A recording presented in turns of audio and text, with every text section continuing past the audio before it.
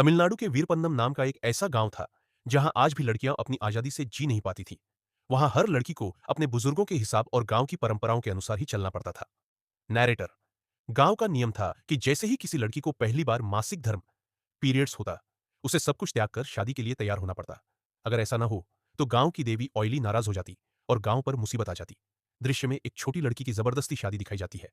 Narrator. इसी डर के कारण लड़की चाहे ना चाहे उसके घर वाले उसकी जबरदस्ती शादी कर देते थे। सेल्वी के सपने। नैरेटर। इसी गांव में सेल्वी नाम की एक लड़की रहती थी जिसके मन में कई सपने थे। वह अपने माता पिता की बहुत लाडली बेटी थी जिसे उन्होंने बहुत प्यार से पाला था। लेकिन वह गांव की इन परंपराओं से बिल्कुल अनजान थी। वह हमेशा अपने स्कूल की पहली लड़की बनना चाहती थी जो इस गांव से 10वीं कक्षा पास कर सके। नैरेटर। उसके इस सपने में उसका एक दोस्त भी उसका साथ देता था और वह भी उसके साथ पढ़ना चाहता था। एक नई प्रेरणा। नैरेटर। एक दिन स्कूल में बाहर शहर से एक डॉक्टर आए जो गांव की सभी महिलाओं और बच्चों का चेकअप कर रहे थे। सेल्वी ने नादानी में उस डॉक्टर का स्टेथोस्कोप उठा लिया। शिक्षक सेल्वी को स्टेथोस्कोप से उसकी धड़कन सुनाते हैं। नैरेटर। उसकी टीचर ने उसका मन बढ़ाने के लिए उसे उसकी अपनी धड़कन सुनाई और कहा कि अगर वह अच्छी तरह पढ़ेगी तो वह भी एक दिन लोगों की सेवा कर सकती है।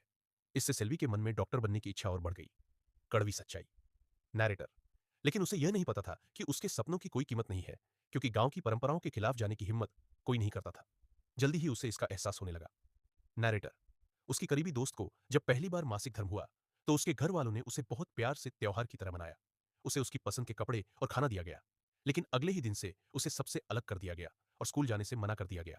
सेल्वी अपनी दोस्त से छुपकर मिलने जाती है। दोस्त। रोते हुए। अब घर में मेरे साथ पराया जैसा व्यवहार होता है।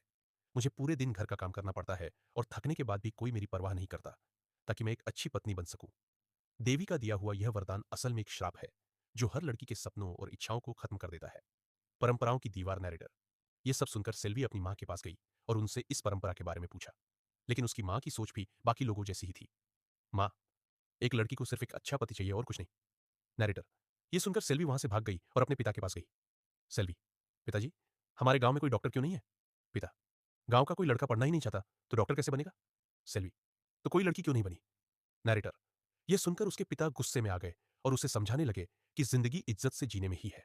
उन्होंने कहा कि हमारे पूर्वजों की परंपराएं ही हमें सबसे अहम बनाती है, इसलिए दूसरों की बातों में आकर खुद को भटकने मत दो। उपसंहार। नैरेटर। अपने पिता की बात सुनकर सेल्वी को पूरा यकीन हो गया कि बाकी लड़कियों की तरह उसके परिवार वाले भी उसे एक औरत बनते ही दूसरे घर भेज देंगे। उसके सपनों और उसके लक्ष्य का उसके परिवार के लिए कोई महत्व नहीं था। वीडियो के अंत में सेल्वी दर्द में दिखाई देती है जो उसके मासिक धर्म की शुरुआत का संकेत है। नैरेटर। अगला पार्ट के लिए नीचे कमेंट करें।